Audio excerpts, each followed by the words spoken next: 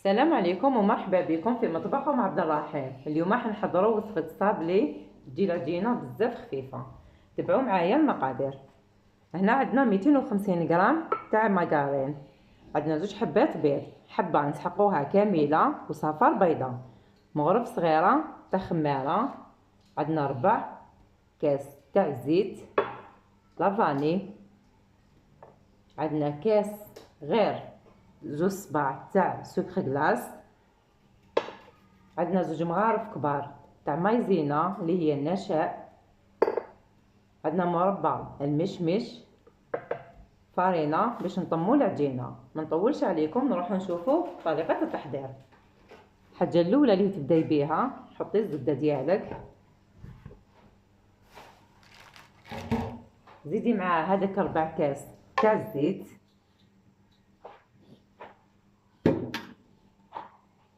الكاس تاع السكر ناعم،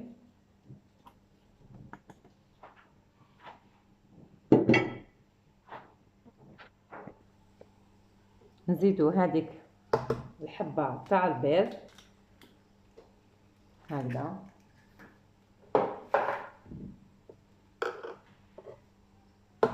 مع صفار،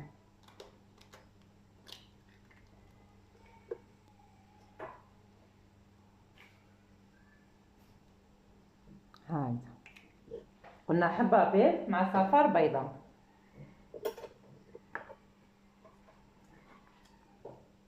نديرو نص مغرف صغيره تاع لافاني هكذا،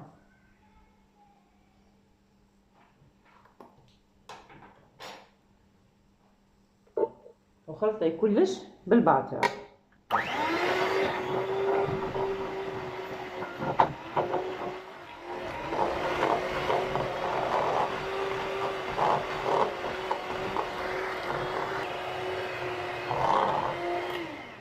هكذا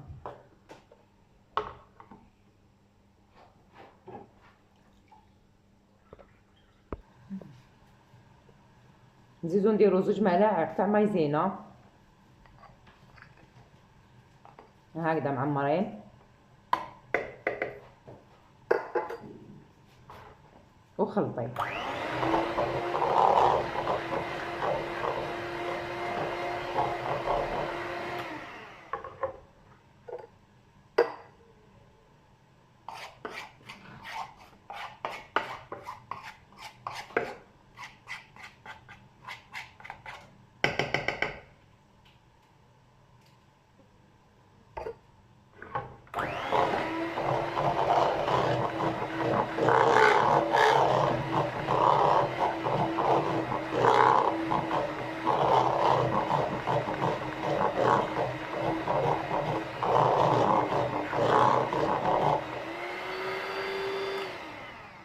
هكذا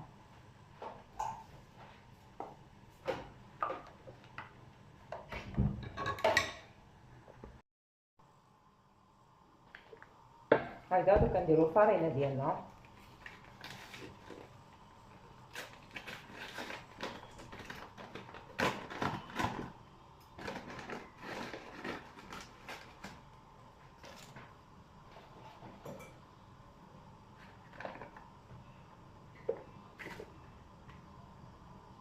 تبداي ديريه غير بشويه هكذا.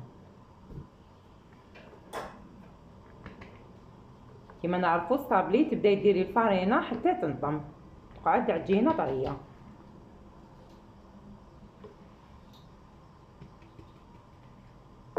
تبدا غير بالعقل بالعقل حتى تولي عجينه. هاي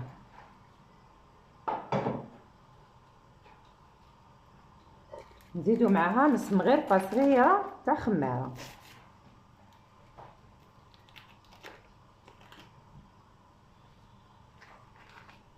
هاي على راس المغرف برك هاي، وبداي طمي العجينه ديالك.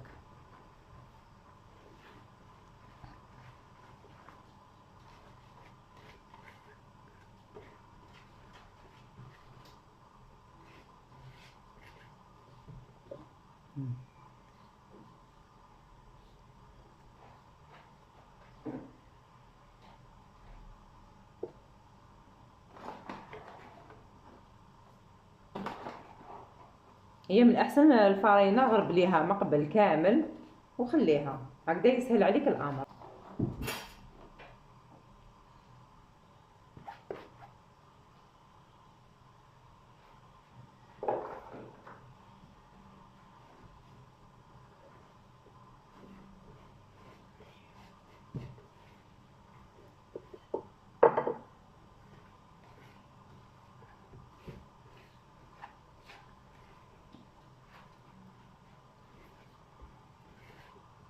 هكذا كما راكم تشوفوا العجينه تاعنا بدات تنطم.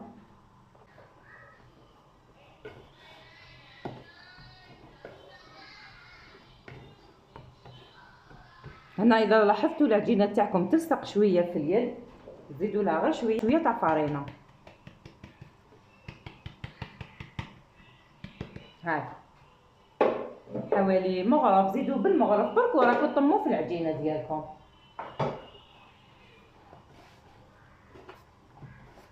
انا هذه الكميه تاع 250 غرام تاع زبده في 4 تاع زيت تاكل لي نص باكي تاع فرينه.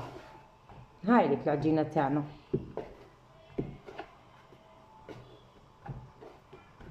العجينه تاع الصابلي قد ما تخلوها طريه قد ما راح يجيكم الصابلي ديالكم خفيف، يعني ما تكتروش الفرينه.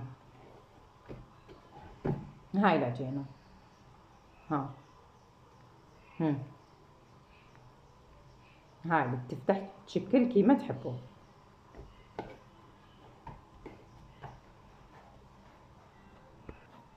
هكذا جيبي كيس ديري فيه العجينه ديالك هكذا وخليها تريح نص ساعه. هنا العجينه تاعنا راني خليتها ارتاحت نص ساعه.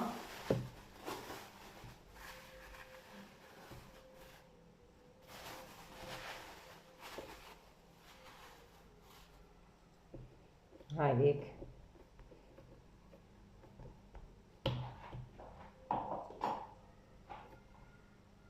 رشي برك هكا رشه خفيفه برك بالفرينه.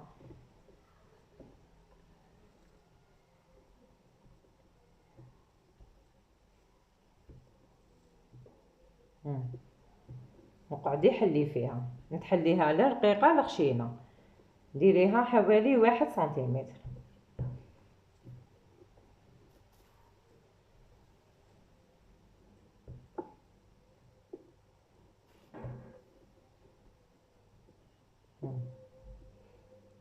حليها كامل متساويه.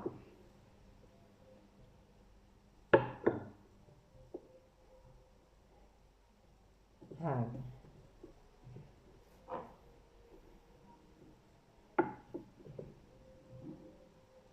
هاي انا جبت هذا الطابع باش نوريكم برك، وانتي ديري اي طابع مرفع تعتمدي عليه. انا الهدف تاعي نوريكم العجينه هكذا.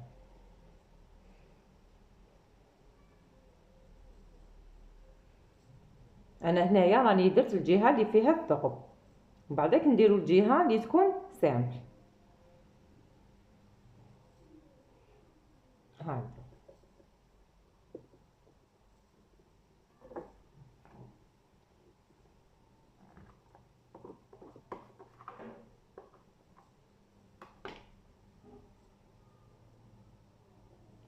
هاي ليك الحبه. هنا راني وجدت البلاطو ديالي درت فيه ورق الطهي وحطيه.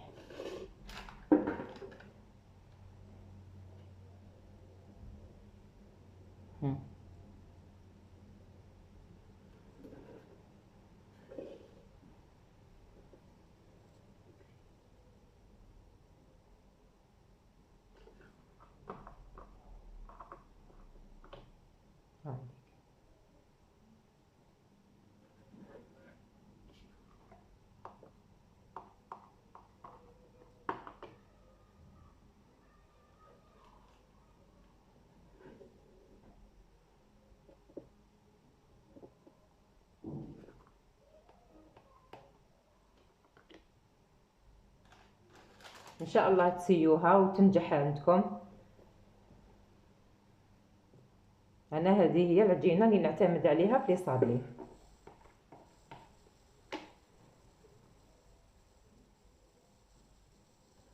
نكمل نطبع كامل لي صابلي دياولي، نديروهم في الفرن على درجه 170 حتى يولوا في الدوري شويه، ما تخلوهمش يحمروا، ونتلاقاو في التزيين.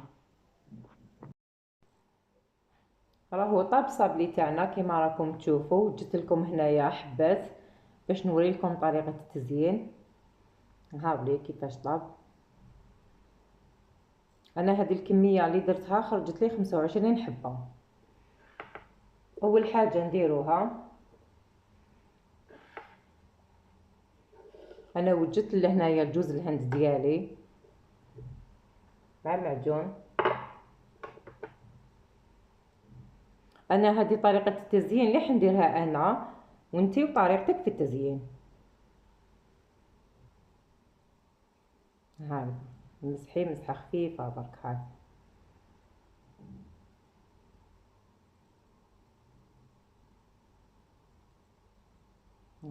ورمديه في الجوز الهند اللي هو نواة كوكو. هذا وخليه ينشف.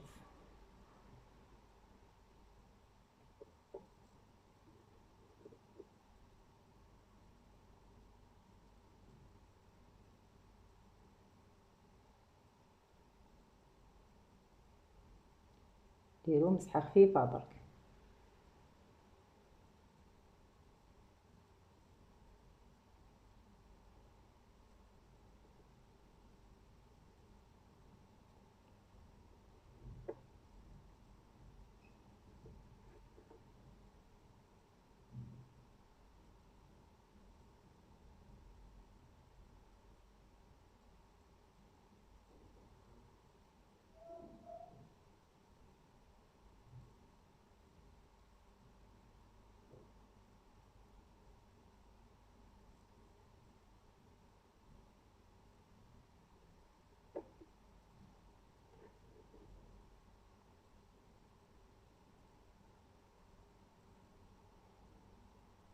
والتزيين دائما نقولها لكم انتي وطريقتك. تحبي ديري له زيكزاك شوكولا كيما تحبي.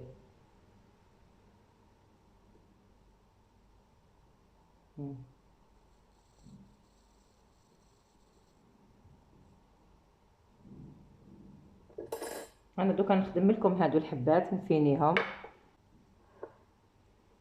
انا هنا بالنسبه للمربى ديالي نديرو لاغون تاع الفراوله هكذا شويه برك، واللي تحب تخليه بذوق المشمش تخليه.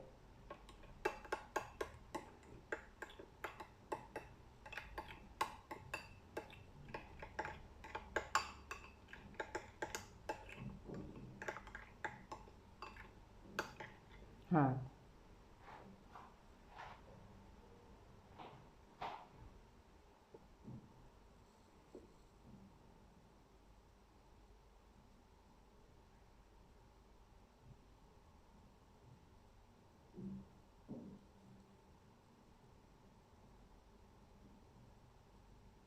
هكذا تخدمي بالعقل برك باش تجيك الحبه نقيه.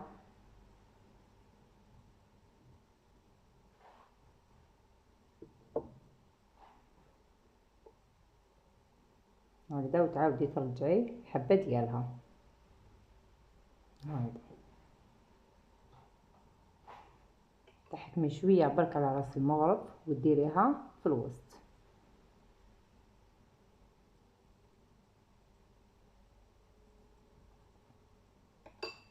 هاي ليك الحبه تاعنا تاع الصابلي.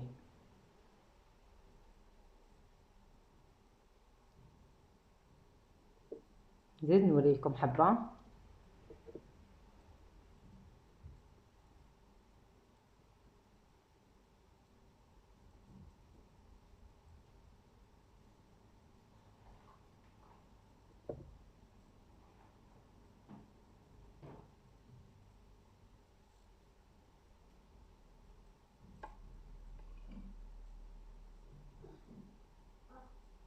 هكذا بالعقل برك.